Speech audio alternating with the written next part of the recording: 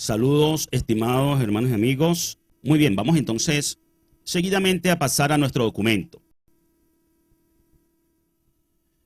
Nos corresponde entonces, en el orden que llevamos este seminario, este curso, esta serie de estudios sobre la historia del cristianismo, nos corresponde entonces el Concilio de Éfeso.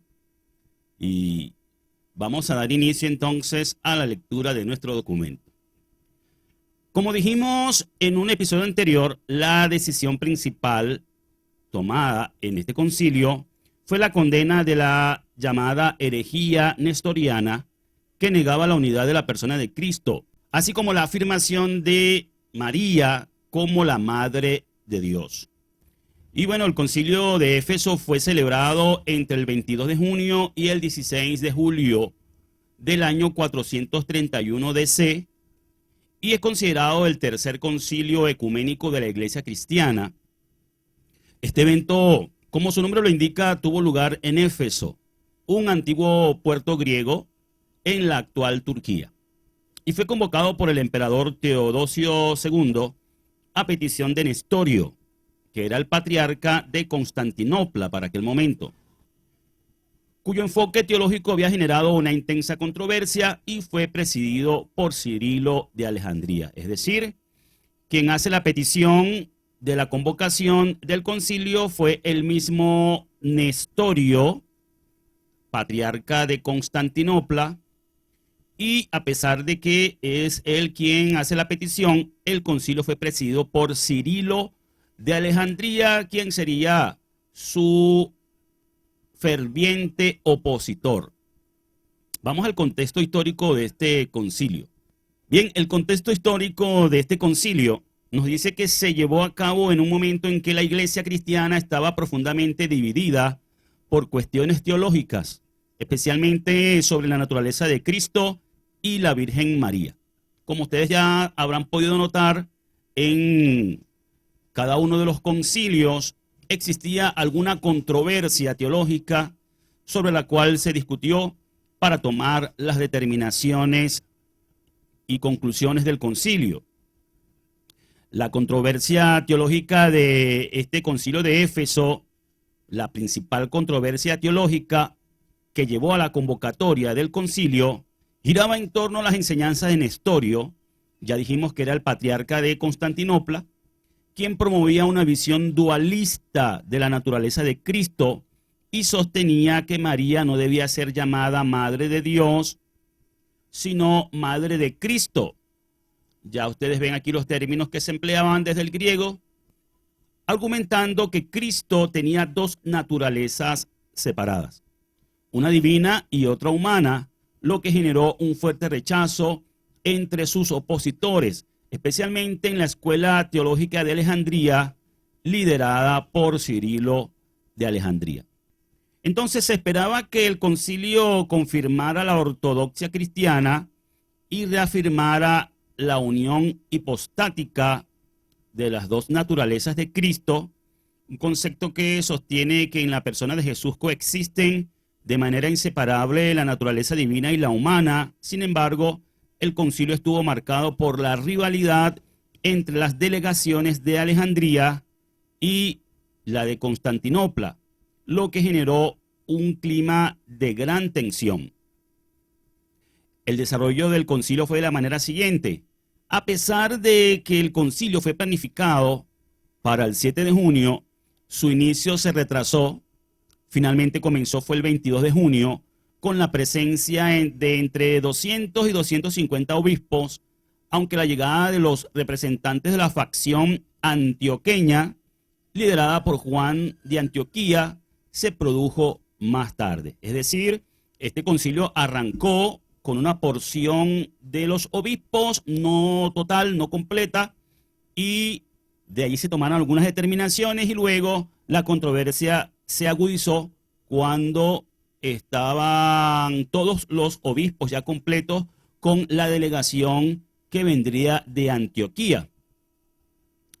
En la primera sesión, Cirilo aprovechó la ausencia de Nestorio para condenar su doctrina y afirmar la maternidad divina de María, y con el apoyo de la mayoría de los obispos presentes, logró que se condenara la doctrina de Nestorio y se afirmara la plena divinidad de Cristo y la maternidad divina de María. Es decir, este concilio de Éfeso continúa con lo que es el concepto de Cristo como Dios, y además ahora afirma y reafirma el concepto de María como la Madre de Dios.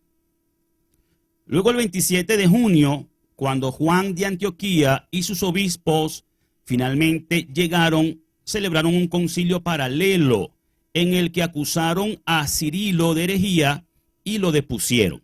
Miren aquí este detallito, ¿no? Cómo se hizo un concilio paralelo dentro del contexto del concilio de Éfeso y eran opuestos el uno del otro. Este enfrentamiento provocó una crisis de autoridad, ya que ambos grupos se consideraban legítimos. La situación se complicó aún más cuando con la llegada de los legados papales el 10 de julio, quienes apoyaron las decisiones de Cirilo, lo que llevó a una serie de tensiones y conflictos internos. Es decir, que en esta controversia entre Constantinopla y Alejandría había entonces o hubo una decisión de Roma a favor de lo que desde la escuela de Alejandría se estableció, y esto fue una condena a la conocida ahora como teología o doctrina nestoriana. Durante el concilio se discutieron intensamente las doctrinas de Nestorio y finalmente el concilio condenó las enseñanzas nestorianas. Esto pues muy influenciado también por el apoyo de Roma, del Papa Romano, y bueno, todo esto llevó a la excomunión de Nestorio, el cual fue depuesto de su cargo como patriarca de Constantinopla y exiliado. Siempre me llama mucho la atención y hago énfasis en que veamos cómo desde esa figura, desde que nace la institución cristiana, desde que se conforma como una religión institucionalizada, esa figura, esa mezcla del poder autoritario romano unido, o sea, me refiero al poder político, unido con el poder religioso, es lo que ahora entonces configura la autoridad de la iglesia. Y es entonces por causa de eso que no solamente es que se aplicaba la excomunión a quienes eran condenados en estos concilios, sino que además eran despojados de su cargo, depuestos de su cargo, y no contentos con eso, también eran exiliados. Ahí están las consecuencias de perder en alguna de las controversias que se discutieron en los llamados concilios. Vamos a ver entonces los resultados y las decisiones que se desprendieron de este concilio. El concilio proclamó que María podía ser llamada legítimamente Madre de Dios. Esto significa que desde este momento se oficializa a María como la Madre de Dios. Ya de hecho la figura de María para el momento había sido totalmente distorsionada. Vamos a ver nosotros que si revisamos las escrituras, en ningún momento del primer siglo de lo que se ha denominado como la iglesia primitiva judía, se discutió nunca sobre la persona de Miriam, que es su nombre real en su lengua materna, el hebreo, ¿verdad? Porque Miriam era una joven judía, y luego al latinizar su nombre a María, ya por ahí se distorsiona quién era ella, y luego al venir a este momento de la historia, cuando se le declara Madre de Dios, ya era consecuencia esto de unas discusiones que venían dándose por la distorsión del rol y la persona de Miriam o María, que en ningún momento ocupó ningún rol semejante en los días del Mesías Yeshua, o de Jesús en la tierra, en su ministerio terrenal, ni por sus discípulos, ni nada de todo aquello que se vino a conformar en estos concilios. Aquí vemos cómo los concilios cada vez se fueron alejando más y más y más de la matriz hebrea, de la enseñanza original del mismo Yeshua o Jesús y sus apóstoles. En este concilio entonces se emitieron un total de 8 cánones que abordaron diversas cuestiones doctrinales y disciplinarias.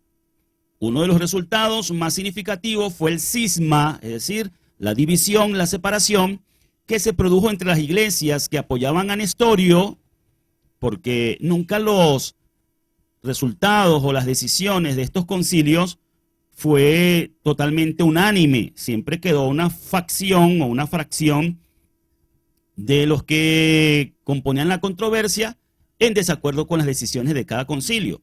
En este caso, las iglesias o los grupos que apoyaban a Nestorio y su doctrina, conocida hoy como doctrina nestoriana, particularmente en Persia, ¿verdad? Por allá, por la región de Irán, del actual Irán, que se separaron del resto de la cristiandad, formando lo que se conoce como el cristianismo nestoriano o la Iglesia de Oriente. Fíjense que la decisión de condenar a Nestorio y la doctrina de Nestorio, que tenía también sustento y apoyo de gran parte de otros grupos cristianos, pues aquí produjo una separación, un cisma y la conformación de una denominación de la iglesia como Iglesia de Oriente o cristianismo nestoriano. Vamos entonces a ver las consecuencias del concilio, además de la que ya hemos mencionado. El concilio de Éfeso tuvo un profundo impacto en la cristología y en la vida de la iglesia. Entre las principales consecuencias de este concilio podemos destacar las siguientes. Definición de la doctrina cristológica. El concilio estableció de manera definitiva que Jesucristo es una sola persona con 2 naturalezas, divina y humana, unidas de manera inseparable e indivisible. Es decir, aquí se reafirmó ese concepto de lo que sería un Dios hombre. Es decir, los concilios establecieron, en especial en este concilio de Éfeso, que Yeshua, que Jesús, mejor conocido como Jesucristo, es una persona con doble naturaleza, una naturaleza divina y una naturaleza humana, de forma inseparable e indivisible en su persona. Un concepto un poco extraño, o digamos bastante extraño, a lo que es el concepto teológico hebreo que enseñó Yeshua y sus apóstoles. Estas cosas nunca fueron enseñadas por sus apóstoles. Estos que hoy enseñan estas cosas, estos que establecieron estas doctrinas, ya estaban bien lejos de lo que fue la enseñanza original del Mesías Yeshua, el Mesías judío y de sus discípulos. Luego también hicieron la afirmación de la maternidad divina de María. El título de Teotokos fue reconocido como una verdad fundamental de la fe cristiana. Aquí María, la Madre de Dios, quedó como un pilar de la doctrina fundamental cristiana. También entonces hubo la división dentro de la iglesia, como ya mencionamos. Si bien el concilio logró unificar a la mayoría de los cristianos, el nestorianismo persistió en algunas regiones, dando origen a iglesias orientales independientes. Y por último, el fortalecimiento del papado. Aunque el Papa Celestino I no pudo asistir al concilio, su influencia fue decisiva en la condena del nestorianismo, lo que contribuyó a fortalecer la autoridad de Roma. Como ya les había dicho, las determinaciones de condenar a Nestorio y a quienes, como él, mantenían una misma doctrina en torno a la naturaleza y a la persona de Cristo, quien llevó a inclinarse hacia el lado de condenar el movimiento nestoriano, la enseñanza nestoriana, fue el papado de Roma. Y esto hizo que se fortaleciera su autoridad para aquel momento. Aunque en este concilio no se trató específicamente de la persona de María, el hecho de declarar que ella dio a luz al Dios hombre creó las bases necesarias para el culto a María que vendría después, mucho después. Entonces comenzó un culto ya no solamente a Cristo, sino a la Madre de Dios. Esto dio pie a el culto a María, así como al resto de las herejías cristianas con respecto al nacimiento inmaculado de María y su ascensión celestial milagrosa. Fíjense que comenzaron por decir que María era Madre de Dios, por aquel debate con relación a la naturaleza de Cristo, al decir que Cristo es Dios, entonces María vendría siendo la Madre de Dios.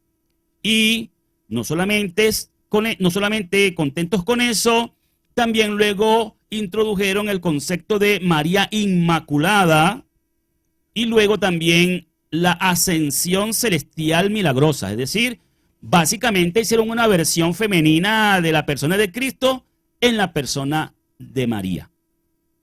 ¿Cuál es el legado histórico del Concilio de Éfeso?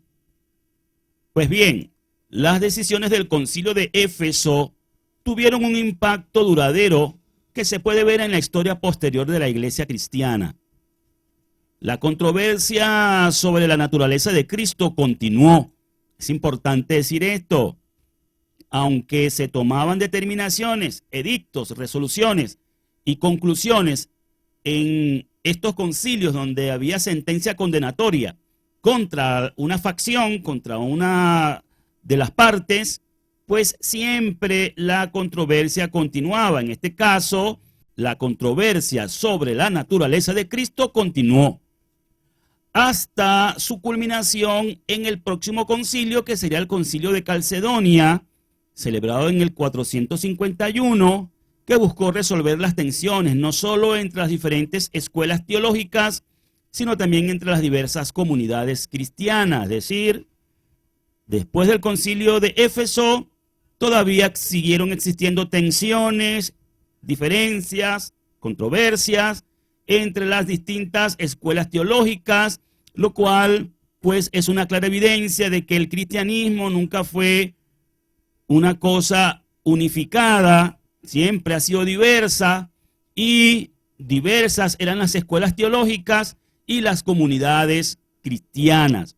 No fue sino hasta el siglo XX que se lograron acuerdos significativos entre la Iglesia Católica y la Iglesia Asiria del Oriente. Esta última terminó reconociendo la legitimidad de sus respectivas descripciones de María y la naturaleza de Cristo. Es decir, imagínense ustedes, una cantidad de siglos más adelante, esta llamada Iglesia del Oriente, Iglesia Siria, termina aceptando lo que estableció el Concilio de Éfeso. Pero bueno, hubo que esperar una buena cantidad, una buena brecha, una larga brecha de tiempo para que eso sucediera. El Concilio de Éfeso marcó un hito en la historia del cristianismo, siendo significativo no solo por sus decisiones doctrinales, sino también por su impacto en la estructura y la unidad de la iglesia cristiana. Estructura nos habla de la organización, de la institución religiosa que tiene que ver con disciplina y toda esa organización. Toda la autoridad, todo el gobierno eclesiástico, ya que establecieron precedentes importantes para la resolución de disputas teológicas y la autoridad de los concilios ecuménicos en la definición de la doctrina cristiana. Es decir, ya para este tercer concilio ecuménico se consolida la figura de los concilios para determinar lo que sería llamado la ortodoxia de la iglesia, la doctrina correcta para la iglesia cristiana.